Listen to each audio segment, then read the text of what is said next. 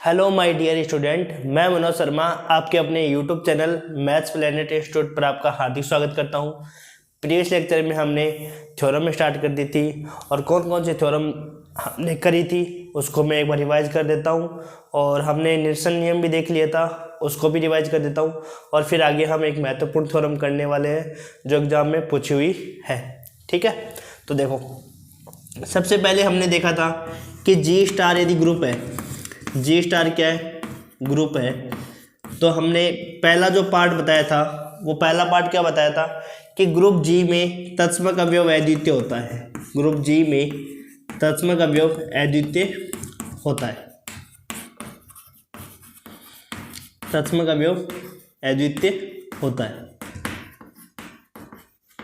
ठीक है, फिर दूसरी अपन ने बी पार्ट बताया था कि ग्रुप जी में प्रतिलोम अवयव भी अद्वितीय होता है, प्रतिलोम अवयव भी अद्वितीय होता है, प्रतिलोम अवयव भी अद्वितीय होता है। तीसरा अपन ने बताया था कि ए इनवर्स का इनवर्स बराबर क्या होता है, ए होता है। चौथा अपन ने देखा था क्या, उत्क्रमण नियम, रिवर्सल लॉ। और रिवर्सल लॉ में क्या होता है आपके पास, ए स्टार बी का inverse B inverse star A inverse होता है। यही सिद्ध करना था अपने को, है ना। 4 पार्ट इसी में सिद्ध करने थे। तो देखो, 1 बाय 1 में एक बार रिवाइज कर देता हूँ कि कैसे हमने सिद्ध किया था। सबसे पहले ग्रुप जी में तत्समक अवयव अद्वितीय होता है, तो इसको देखने के लिए हमने क्या किया था, विरोधाभास विधि का प्रयोग किया था। विरोधाभास विधि में हमने क्या करे थे कि 2 तत्समक अवयव मान लिए थे। कितने तत्समक अवयव मान लिए थे, 2 तत्समक अवयव E1 व E2 माने थे। एक बार E1 को लेकर हमने तत्समक अवयव की परिभाषा लगा दी थी, एक बार E2 को लेकर हमने तत्समक अवयव की परिभाषा लगा दी थी। ठीक है, तो लास्ट में हमने देखा था कि E1 और E2 दोनों क्या आ गए, बराबर आ गए। बराबर आ गए इसका मतलब ये हो गया कि ग्रुप जी में तो तत्समक अवयव एक ही हुआ, तो इसलिए हम कहते हैं कि ग्रुप जी में तत्समक अवयव अद्वितीय होता है। यहाँ तक क्लियर। बी वाले पार्ट में क्या था कि प्रतिलोम अवयव भी अद्वितीय होता है, तो हमने ये सिद्ध किया था कि जो ए अवयव लिया था उसके 2 प्रतिलोम ले लिए थे। क्या क्या, एक तो बी ले लिया, एक सी ले लिया। एक बार तो हमने ये मान लिया था कि ए का प्रतिलोम क्या है, बी है, तब हमने प्रतिलोम की परिभाषा लगाती थी कि ए स्टार बी बराबर ई, बी स्टार ए बराबर ई मान लिया था। ठीक है, फिर हमने एक बार मान लिया था कि इसका प्रतिलोम, ए का प्रतिलोम क्या है, सी है, तो सी के अनुसार हमने प्रतिलोम की परिभाषा लगा दी थी। फिर हमने लास्ट में ये सिद्ध करके दिखा दिया था कि बी बराबर सी, कि दोनों जो हमने प्रतिलोम माने वो दोनों प्रतिलोम बराबर है। इसका मतलब है जो ए का प्रतिलोम है वो तो एक ही प्रतिलोम हुआ, इसलिए हम कहते हैं कि प्रतिलोम अवयव भी क्या होता है, अद्वितीय होता है। तीसरी कंडीशन में ए इनवर्स का इनवर्स बराबर ए सिद्ध करना था, तो इसमें हमने क्या किया था कि हमने प्रतिलोम की परिभाषा लगाई। तो इसमें क्या परिभाषा थी कि ए स्टार ए इनवर्स बराबर क्या होता है, ई होता है, और दोनों तरफ किससे मल्टीप्लाई संक्रिया करवा दी थी, ए इनवर्स का इनवर्स से संक्रिया करा दी। तब हमने लास्ट में रिजल्ट पाया कि ए इनवर्स का इनवर्स क्या होता है, ए के बराबर। ठीक है, चौथा जो उत्क्रमण नियम रिवर्सल लॉ था कि ए स्टार बी का inverse B inverse star A inverse के बराबर होता है, तो उसमें हमें ये बताया था कि ए स्टार बी का जो प्रतिलोम है वो आपका B inverse star A inverse है। तो हमने क्या सिद्ध करके दिखाया था, इसके लिए हमने ये सिद्ध कर दिया था कि A star B star B inverse star A inverse बराबर ई सिद्ध कर दिया था। और एक बार हमने सिद्ध कर दिया था B inverse star A inverse star A star B equal to ये सिद्ध कर दिया था। जैसे हमने बता दिया था कि ए स्टार बी का जो प्रतिलोम होगा वो आपका होगा B inverse star A inverse. ठीक है, इतना क्लियर था। इसके बाद में हमारे पास था कि हमने देखा था निरसन नियम। क्या देखा था,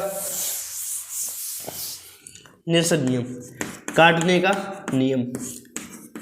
काटने का नियम क्या देखा था बताओ, कि जी स्टार यदि ग्रुप है तो हम इस प्रकार से एक तो वाम साइड से काट सकते हैं, एक राइट साइड से काट सकते हैं, लेफ्ट साइड से, एक राइट साइड से। ए स्टार एक्स बराबर ए स्टार वाई है, तो इसको हम काट सकते हैं, इसको तो कहते हैं लेफ्ट कैंसिलेशन लो। और यदि अपन राइट साइड से काट रहे हैं, X star equal to X star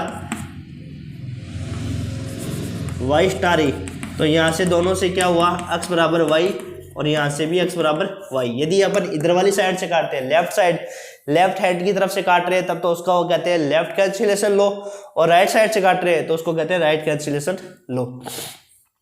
ये हमने देख लिया था, प्रीवियस लेक्चर में देख लिया था। अब आज के लेक्चर में हम एक थ्योरम देखने वाले हैं और एक एग्जाम्पल देखने वाले हैं। देखो, देखो चीज़ें है ना, बार बार में आप पढ़ोगे तो चीज़ें आपकी अच्छे से तैयार होगी, आपको आपका माइंड बढ़ेगा कि हमने किस प्रकार से थ्योरम प्रूफ करी है। ठीक है ना, 2 से 3 बार पढ़ा करो आप उनको। पर में यदि ये थ्योरम 2003 में आई हुई है और भी लेटेस्ट भी आई होगी, यदि ए तथा बी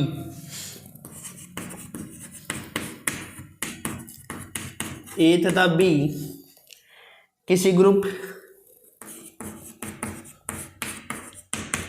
जी स्टार के लिए जी स्टार के कोई 2 अवयव हो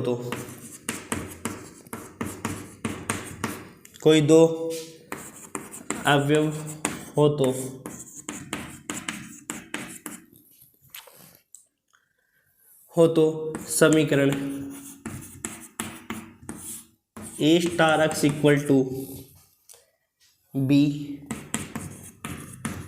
तथा Y star A equal to B के ग्रुप जी में अद्वितीय हल होंगे।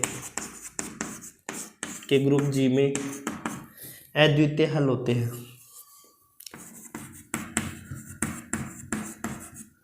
के ग्रुप जी में अद्वितीय हल होते हैं। ये थ्योरम हमने,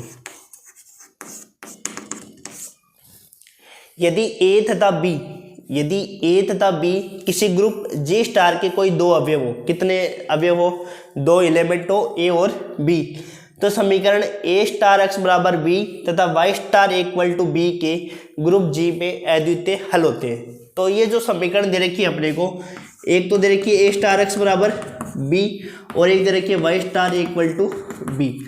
ये कह रहा है कि ग्रुप जी में इनके अद्वितीय हल हो। अद्वितीय हल का मतलब एक ही हल होना चाहिए, जो इस अक्ष का मान है वो ही क्या होना चाहिए, यूनिक होना चाहिए, और यहाँ से y का मान क्या होना चाहिए, वही उसका यूनिक होना चाहिए।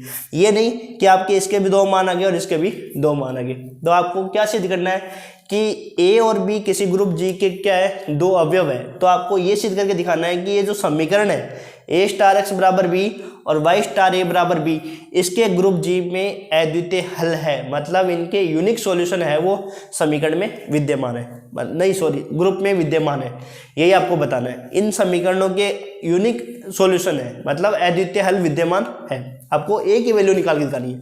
अब देखो कैसे सिद्ध करेंगे इन थ्योरमों को। इस थ्योरम को सिद्ध करने का सबसे सरल है तरीका क्या है, सबसे सरल तरीका आपको ये है। देखो सबसे पहले तो आप क्या करो, यहाँ से x की वैल्यू निकालो, यहाँ से किसकी वैल्यू निकालेंगे, x की, और यहाँ से निकालेंगे y की। अब प्रूफ क्या क्या करना है, देखो जो भी x का मान निकलेगा सबसे पहले बताएंगे x की वैल्यू निकालेंगे। एक समीकरण के लिए बताता हूँ, देखो सबसे पहले हम क्या करेंगे, x का मान निकालेंगे, फिर अब इस मान को ये बताएंगे कि ग्रुप जी में विद्यमान है या नहीं है, ग्रुप जी में विद्यमान दिखा देंगे। फिर तीसरा पर बताएंगे कि ये यूनिक सॉल्यूशन है, जो हमने निकाला है ना वो यूनिक सॉल्यूशन है या नहीं है, उसको भी हम दिखा देंगे कि भाई जो आपने सॉल्यूशन निकाला है वो आपका यूनिक सॉल्यूशन है। और अब सेम टू सेम इस समीकरण के लिए जो करेंगे वही सेम टू सेम इस समीकरण के लिए करेंगे। देखो समझना, अच्छी थ्योरम है और इजी भी है, देखो समझेंगे। देखो पहले मैं इसको एक समीकरण का सॉल्यूशन बता देता हूँ कैसे निकालेंगे, और फिर उसको अच्छे से लिख लेंगे और इसी प्रकार फिर दूसरे को कर लेंगे। देखो ए स्टार एक्स बराबर क्या है, बी। यहाँ समझो, देखो अपने को क्या करना है, एक्स का मान निकालना है, तो इस ए को हटाना है ना। तो अब ये देख लिया करो, आपको ए को हटाना है तो किधर वाली साइड से हम ए इनवर्स की संक्रिया कराए, क्यों, क्योंकि ए को हटाने के लिए ए इनवर्स से संक्रिया करानी पड़ेगी ना अपने को। तो अपन करेंगे कि ए इनवर्स से पूर्व संक्रिया करा देंगे। तो ए इनवर्स से अपन क्या करा लेंगे, संक्रिया करवा दी, ए इनवर्स स्टार बी। ये आ गया समझ में। अब अपने को पता है कि जी स्टार तो ग्रुप है तो साचर्यता से इन अवयवों को कैसे भी अरेंज किया जा सकता है। तो इसको मैं क्या लिख सकता हूँ, इसके साथ लिख सकता हूँ A star A inverse star A star X बराबर ए इनवर्स स्टार बी। तो यहाँ से ये तो क्या बन गया, ए स्टार एक्स बराबर ए इनवर्स स्टार बी। यहाँ से एक्स बराबर क्या हो गया, B A inverse star B. ये आपका क्या हो गया, एक्स की वैल्यू आ गई। आ गया समझ में। यहाँ तक हमने क्या किया कि इस ए को हटाने के लिए ए इनवर्स से क्या कर दी, संक्रिया कर दी, और ये सारे अवयव क्या है ग्रुप के अवयव है। तो इन अवयवों को अपन कैसे भी अरेंज कर सकते हैं, कैसे भी लिख सकते हैं। तो यहाँ से x की वैल्यू अपने पास आ गई। तो सबसे पहला काम करना है x की वैल्यू निकालना, वो निकाल दी। अब इस अवयव को क्या दिखाना है अपने को, g में विद्यमान है या नहीं है, g में विद्यमान दिखाना है अपने को। तो देखो g में विद्यमान दिखाने के लिए कि x बराबर क्या है, a इनवर्स स्टार b आया है, यही आया ना। अब देखो g स्टार क्या है, ग्रुप है, और a और b क्या है, g के अवयव है ना अवयव। तो देखो g स्टार क्या है, ग्रुप है। तो आपको पता है कि ग्रुप की प्रॉपर्टीज क्या होती है, समर्थता होती है, साचर्यता भी होती है, तत्समक अवयव का अस्तित्व भी होता है, प्रतिलोम अवयव का अस्तित्व भी होता है ना। प्रतिलोम अवयव का अस्तित्व का मतलब ये हुआ कि इसमें जितने भी अवयव आप लोगे उन सभी के क्या है, प्रतिलोम विद्यमान है ना। ग्रुप की प्रॉपर्टीज क्या कहती है कि प्रतिलोम अवयव का अस्तित्व का मतलब कि जितने भी अवयव है इसमें उन सभी अवयवों का प्रतिलोम विद्यमान है। इसका मतलब क्या हुआ, इसका मतलब ये हुआ कि यदि मान लो कि a है वो, मान लो कि a है वो g से बिलोंग करेगा, a है वो g से बिलोंग करेगा, तो a इनवर्स भी g से तो बिलोंग करेगा। यदि a g से बिलोंग कर रहा है, देखो यहाँ पे देखो a और b किसी ग्रुप g स्टार के कोई दो अवयव है, तो a यदि g का अवयव है तो a इनवर्स भी g का ही अवयव होगा। क्यों, क्योंकि g क्या है, ग्रुप है, और ग्रुप की प्रॉपर्टीज नंबर 4 क्या कहती है कि प्रत्येक अवयव का प्रतिलोम विद्यमान होता है। तो प्रत्येक अवयव का प्रतिलोम विद्यमान है, a इनवर्स विद्यमान हो गया। इसी प्रकार a इनवर्स भी g में विद्यमान है और b भी क्या है, g में विद्यमान है। क्यों, क्योंकि a और b दोनों क्या है, g में अवयव विद्यमान है। तो यहाँ से अपन क्या कर सकते हैं कि समर्थता से क्या लिख सकते हैं, ये भी g का अवयव है और ये भी अवयव g का है, तो समर्थता प्रॉपर्टी से क्या लिख सकते हो, a इनवर्स स्टार b भी g का ही अवयव होता है। ये अपन क्या लिख सकते हैं, समर्थता से। समर्थता क्या कहती है कि यदि दो अवयव ग्रुप g के हैं तो उनको क्या लिख सकते हैं, a इनवर्स स्टार b, जो भी ऑपरेशन कराते हैं वो भी अवयव किससे आता है, g से। तो ये अवयव हमने x बराबर a इनवर्स b दिखा दिया, यहाँ से ये अवयव किस में दिखा दिया, g में। तीसरी कंडीशन क्या दिखाना है, अद्वितीयता, यूनिकनेस दिखानी है कि जो हमने x का मान निकाला है वो आपका क्या है, यूनिक सॉल्यूशन है या नहीं है, वो बताना है। तो यूनिक सॉल्यूशन के लिए आपको क्या बताना पड़ेंगे, अपन मान लेंगे कि माना इसके दो हल है, माना इसके कितने हल है, दो हल है, x1 व x2 है। हमने क्या मान लिया, इसके दो सॉल्यूशन है। तो आपको पता है कि जो हल होता है, सॉल्यूशन होता है समीकरण का, जैसे मान लो x1 इसका सॉल्यूशन है, x1 इस समीकरण का सॉल्यूशन है, तो इस ये x1 है वो समीकरण को क्या करेगा, संतुष्ट करेगा ना। तो इस समीकरण को संतुष्ट करेगा, तो यहाँ से a star x1 equal to b, ये हो गई आपकी समीकरण संख्या 1। यदि x2 इसका सॉल्यूशन है, यदि x1 इसका सॉल्यूशन है, तब ये समीकरण को क्या करेगा, संतुष्ट करेगा। तो यहाँ से a स्टार x1 किसके बराबर हो गया, b के बराबर हो गया।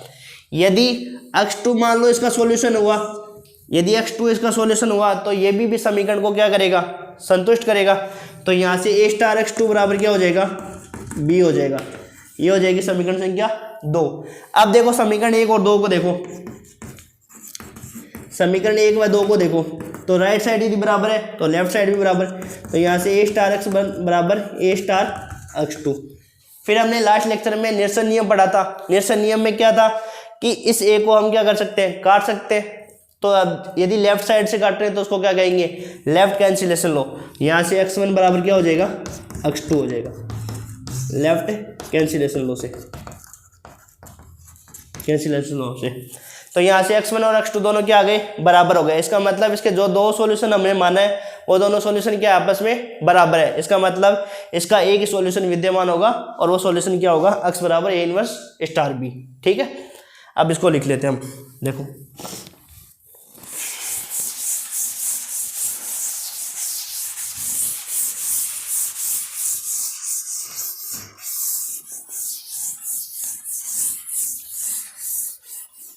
तो देखो सबसे पहले क्या लिखेंगे, इसी प्रकार अपन दूसरी वाले समीकरण के लिए हल करेंगे। तो पहले इसको लिख लेते हैं।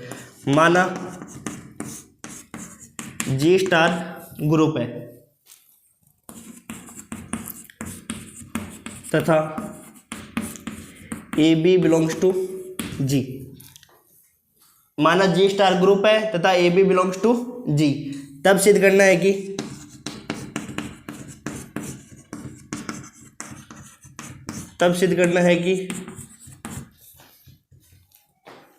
समीकरण A स्टार x बराबर बी का ग्रुप जी में अद्वितीय हल होगा, ग्रुप जी में अद्वितीय हल होगा।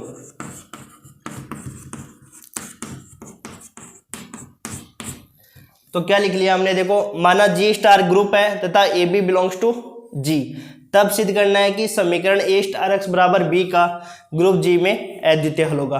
ठीक है, तो जो हमें पहले दिया होता है उसको लिख लेते हैं और जो सिद्ध करना होता है उसको भी लिख लेते हैं। तो जी स्टार ग्रुप दे रखा है आपको और ए और बी है आपके जी के दो अवयव, तो तथा ए बी बिलोंग्स टू जी, तब सिद्ध करना है। क्या सिद्ध करना है अपने को, ये जो दो समीकरण दे रखी है ए स्टार एक्स बराबर बी और एक Y star equal to B, तो सबसे पहले हम इसको सोल्व कर रहे हैं, ए स्टार एक्स बराबर बी, तो लिखेंगे तब सिद्ध करना है कि समीकरण ए स्टार एक्स बराबर बी का ग्रुप जी में अद्वितीय हल होगा।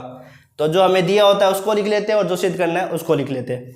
ठीक है, फिर इसके बाद में देखो क्या होगा, अब अपने को सॉल्यूशन निकालना है इसका। अब ए स्टार एक्स बराबर बी, अब अपने को क्या निकालना है, सबसे पहले तो एक्स का मान निकालना है और जो मान आएगा उसको ये बताना होगा कि वो ग्रुप में होगा। फिर तीसरी कंडीशन अपन बताएंगे कि जो हमने सॉल्यूशन निकाला है वो सॉल्यूशन क्या है, अद्वितीय सॉल्यूशन है। तो इसके लिए हम देखो क्या करेंगे, ए इनवर्स से हम क्या करा देंगे, पूर्व संक्रिया। तो ए इनवर्स से संक्रिया कराने पर, तो A inverse A star X बराबर बी, दोनों तरफ ए इनवर्स से संक्रिया करा देंगे। तो ए इनवर्स से हमने क्या करा दी, दोनों तरफ संक्रिया करा दी। देखो इधर वाली साइड से संक्रिया कराते हैं उसको कहते हैं पूर्व संक्रिया, ए इनवर्स से पूर्व संक्रिया, और यदि अपन राइट साइड से कराते हैं तो उसको कहते हैं उत्तर संक्रिया। ठीक है, तो अब ये देखो सारे अवयव क्या है, ग्रुप के, और आपको जी स्टार क्या दे रखा है, ग्रुप दे रखा है। इसका मतलब अपन क्या कर सकते हैं, साचर्यता का प्रयोग कर सकते हैं। तो साचर्यता से क्या लिख सकते हैं हम, तो साचर्यता से हम इनको कैसे भी अरेंज कर सकते हैं, A inverse star A X equal to A inverse star B. ठीक है, अब देखो ए इनवर्स स्टार ए बराबर क्या लिख सकते हैं, ई, तो ए स्टार एक्स बराबर ए इनवर्स स्टार बी, और ए स्टार एक्स तत्सम का अवयव को किसी भी अवयव के साथ संक्रिया कराते हैं तो वापस क्या आ जाता है, वही अवयव आ जाता है। तो यहाँ से एक्स बराबर क्या आ जाएगा, ए इनवर्स स्टार बी। तो ये आ गया अपने पास एक्स की वैल्यू, ये आ गया हमारे पास एक्स की value A inverse star B. तो सबसे पहले तो हमने क्या किया, एक्स की वैल्यू निकाली। अब इस एक्स की वैल्यू को हम क्या दिखाएंगे, जी में विद्यमान है, और फिर दिखाएंगे इसकी यूनिकनेस। तो देखो आगे करते हैं।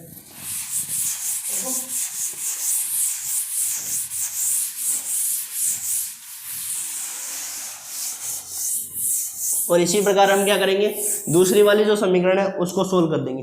अब देखो कैसे दिखाएंगे, एक्स बराबर ए इनवर्स स्टार बी को जी में। एक तो अपने को दिखाना है कि ए इनवर्स जी में होना चाहिए और एक होना चाहिए बी जी में होना चाहिए। तो देखो चूंकि क्या लिखेंगे, चूंकि ए बिलोंग्स टू जी, अब है वो देखो ए है वो जी का अवयव है और जी क्या है, ग्रुप है।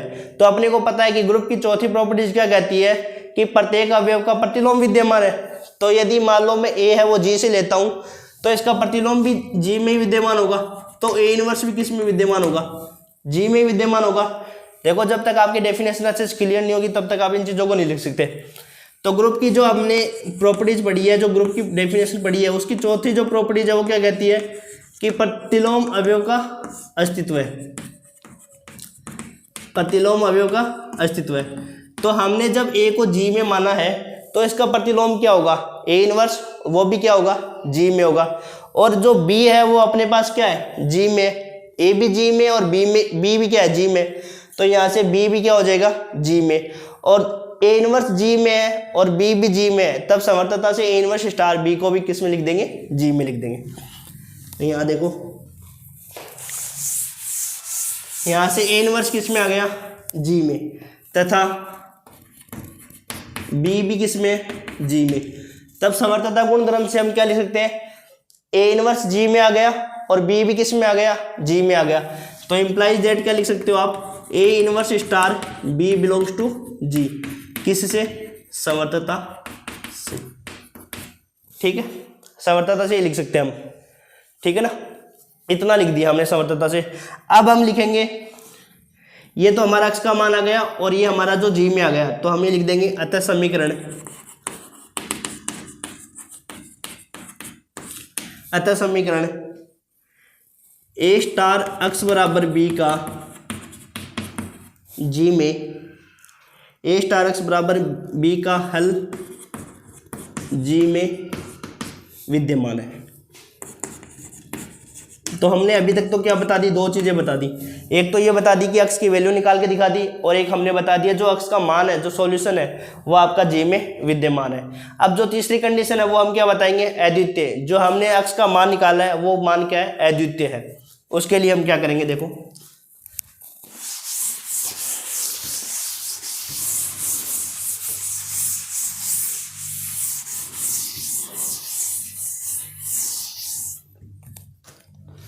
अद्वितीयता, यूनिकनेस।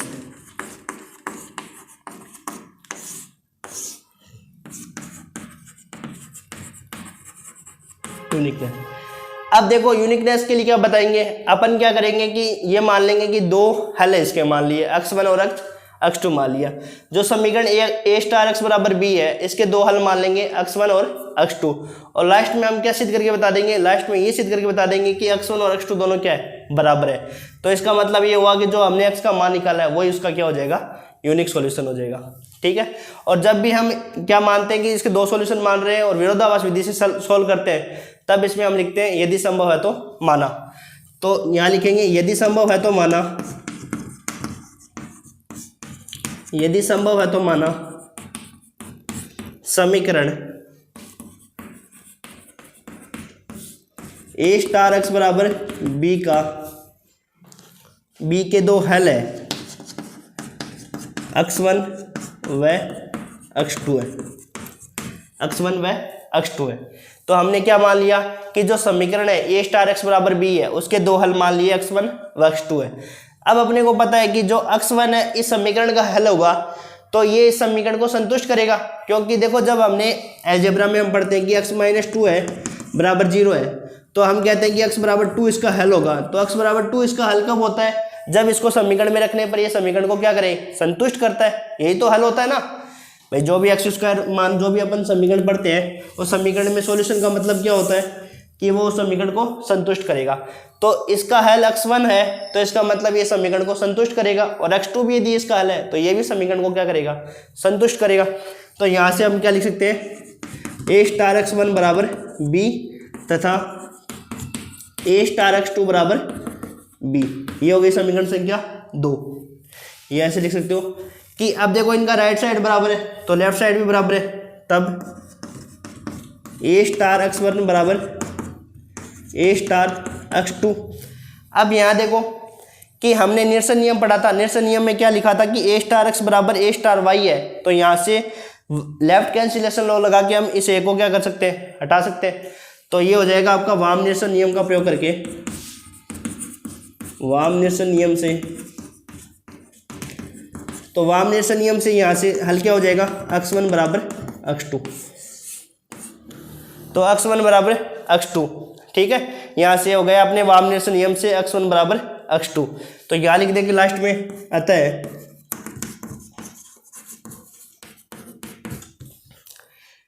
ए स्टार x बराबर b का g में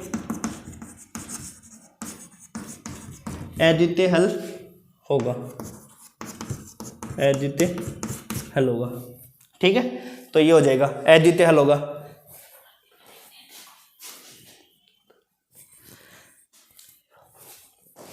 का जी में क्या होगा, अद्वितीय हल होगा। यदि अतः समीकरण ए स्टार एक्स बराबर बी का जी में क्या हो जाएगा, अद्वितीय हल हो जाएगा। इस प्रकार हम सिद्ध कर देंगे इस वाली थ्योरम को वन साइडेड। अब हम दूसरे वाला जो है Y star A equal to B है उसको भी इसी प्रकार सोल्व करेंगे। तो देखो इसी प्रकार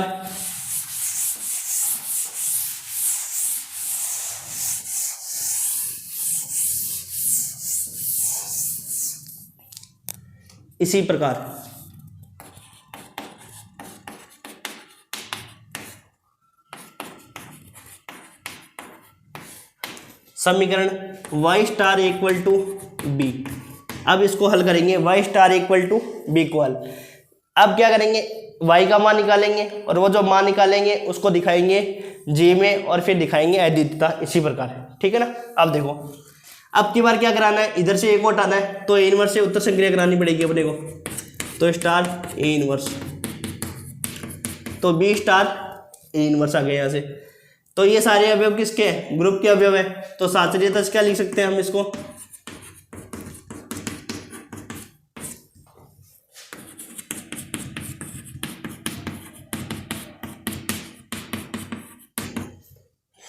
तो यहाँ से क्या लिख सकते हैं, Y star equal to B star A inverse.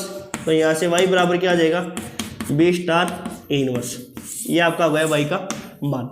ठीक है, इस प्रकार से आप निकाल लेंगे, वाई का मान निकाल लेंगे। ठीक है ना। अब देखो, अब हम बताएंगे कि ये जो अवयव है वो आपका ग्रुप जी में विद्यमान होगा, है ना। तो देखो, चूंकि ए बिलोंग्स टू जी, ठीक है, A belongs to G implies that A inverse भी किस में होगा, जी में होगा, तथा बी बिलोंग्स टू जी। तो यहां से लिख सकते हो आप B star A inverse belongs to G, समर्थता से, समर्थता से। ठीक है। अब थर्ड कंडीशन अद्वितीयता बतानी है, इसकी यूनिकनेस दिखाना है ना। देखो, वही सेम टू सेम है, यदि एक वाली समीकरण का समझ में आ गई ना चीजें, तो वही सेम टू सेम दूसरे समीकरण की है यूनिकनेस। तो वही यदि संभव है तो इसके समीकरण के दो हल है, y1 और y2। यदि संभव है तो माना समीकरण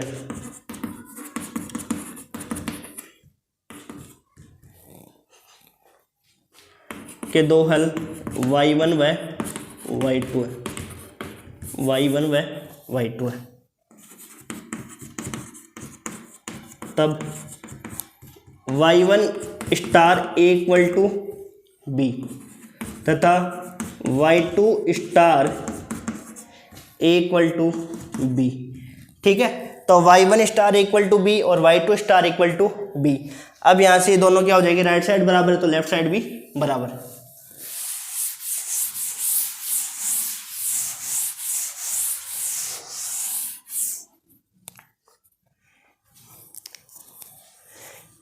y2 स्टार ये बराबर बी। ठीक है, तो देखो कैंसिलेशन लॉ लगा दो, चाहे आप वैसे कर लो, एक ही बात है। y1 star equal to B और y2 star equal to B. तो यहां से क्या हो जाएगा आपके पास,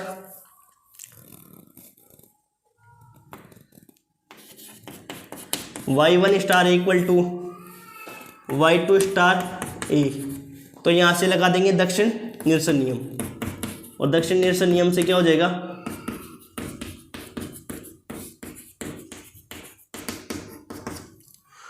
y1 इक्वल टू y2। तो ये अपने को क्या करना था, सिद्ध करना था कि जो दोनों हल है वो दोनों हल तो एक ही है, इसका मतलब इसका यूनिक सॉल्यूशन विद्यमान होगा। अतः समीकरण y star equal to B का जी में अद्वितीय हल होगा, अद्वितीय हल होगा। y star equal to B का जी में अद्वितीय हल होगा। देखो, एक तरीके से और भी कर सकते हैं, y स्टार इक्वल टू ये वाला है ना, इसको और तरीके से भी कर सकते हैं। और करना चाहो तो देखो, लिखना चाहो मत, लिखना चाहो तो लिख सकते हो, आपकी मर्जी है, अदरवाइज नहीं लिखना चाहो तो कोई दिक्कत नहीं है।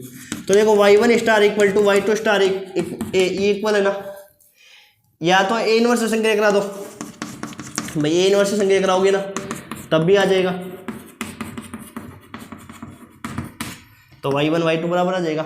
ये भी सही है ना। ये समझ में आ गई ना थोरम, ये मेरे को लगता है कि ये समझ में आ गई होगी थोरम कि y1 इक्वल टू y2। ठीक है, अब यहां से देखो एग्जाम्पल करते हैं, एक एग्जाम्पल।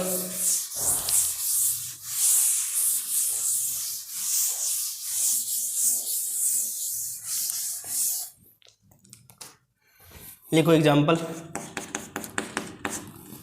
यदि ग्रुप जी के, यदि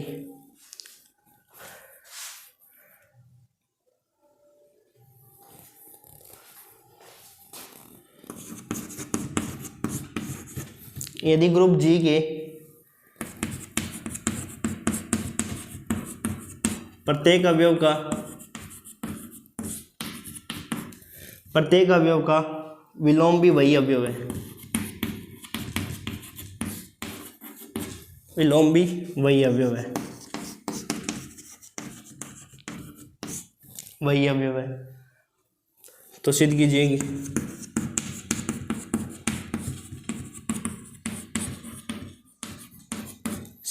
कि जी एक आबेलियन ग्रुप है,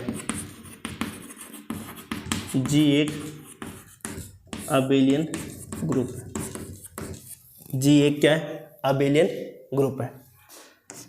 प्रूफ लिख लो चाहे सॉल्यूशन लिख लो, एक ही बात है। यदि ग्रुप जी के प्रत्येक अवयव का विलोम भी वही अवयव है, प्रत्येक अवयव जैसे मान लो ए है, वो जी से लेता हूँ, ए किससे ले रहा हूँ, जी से ले रहा हूँ, तो प्रत्येक अवयव का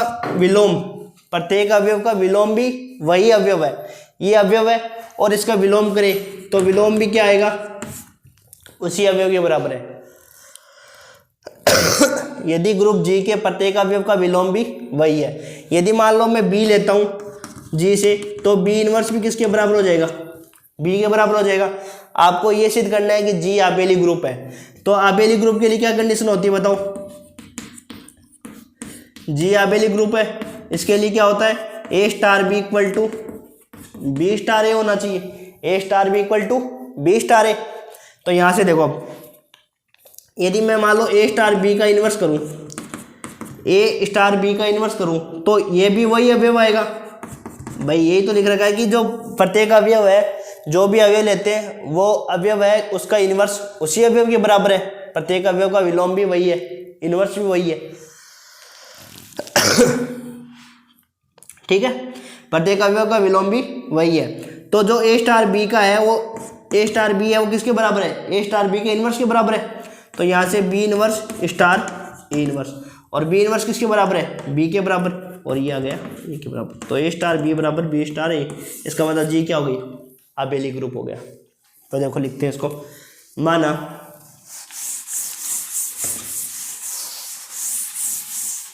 माना जी स्टार ग्रुप है, ये तो इजी सा एग्जांपल है, माना जी स्टार ग्रुप है, माना जी स्टार ग्रुप है तथा ए बिलोंग्स टू जी, तब दिए गए प्रतिबंध से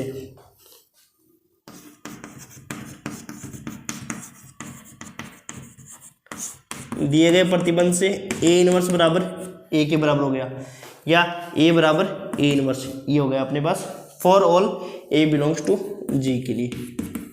ठीक है, तब सिद्ध करना है कि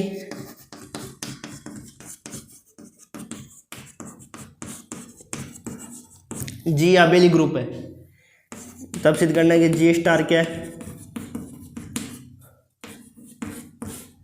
आबेली ग्रुप है।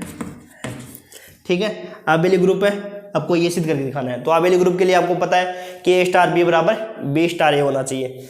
अब देखो, माना अब दो अवयव लेंगे अपन, A B belongs to G, A B belongs to G, तो दिए गए प्रतिबंध से ए स्टार बी किसके बराबर होगा बताओ, ए स्टार बी के इनवर्स के बराबर, यही होगा ना, दिए गए प्रतिबंध से कि प्रत्येक अवयव का विलोम भी वही अवयव है।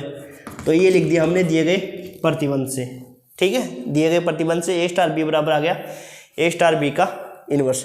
अब उत्क्रमण नियम लगा दो, उत्क्रमण नियम से, उत्क्रमण नियम क्या कहता है, ए स्टार बी का इनवर्स किसके बराबर होता है, B inverse star A inverse. तो ए स्टार बी का इनवर्स किसके बराबर हो जाएगा, B inverse star A inverse. अब अपने को पता है कि ए यदि अपन इसे लिए तो ए बराबर ए इनवर्स है, भाई ए बराबर ए इनवर्स है और बी बराबर बी इनवर्स, दिए गए प्रतिबंध से, दिए गए प्रतिबंध से, तो यहाँ पे क्या हो जाएगा बी और यहाँ पे हो जाएगा ए। तो ए स्टार बी बराबर क्या आ गया, बी स्टार ए। यहाँ से लिख देंगे इम्प्लाइज जी आबेली ग्रुप। ये अपने को क्या करना था, सिद्ध करना था। जी क्या है, अबेली ग्रुप है, ठीक है ना। तो आज के में अपन इतना ही करते हैं, एक थ्योरम कर ली और एग्जाम्पल कर लिए। देखो थोड़े थोड़े करने से क्या होगा, आपका कॉन्फिडेंस बढ़ेगा और इनको बार बार में लिखने की कोशिश किया करो, रिवीजन आप करते रहा करो। जैसे आपने आज जो पढ़ा उसके कल का जो पढ़ा उसका भी रिवीजन साथ में कर लिया करो, जिससे इस बुक का आप जितनी बार रिवीजन करोगे, जितनी बार रिवाइज करोगे चीज़ें, उतना ही आपके अच्छे माइंड में बैठेगी चीज़ें। ये थोड़ा सा मैं मानता हूँ कि टफ है, बट लेकिन इतना भी कोई टफ नहीं है, इतना कोई हार्ड इसमें है चीज़ें नहीं। आप यदि एक बार समझ गए ना तो फिर ये आपको बहुत ईजी लगने वाली है, ये बुक सबसे ज़्यादा ईजी लगने वाली है। और वीडियो को लाइक शेयर और अपने फ्रेंड के साथ ज़्यादा से ज़्यादा शेयर करें, जिससे कि भाई ज़्यादा से ज़्यादा बच्चे इसका फ़ायदा उठा पाए। और चैनल को सब्सक्राइब करना न भूलें। Thank you.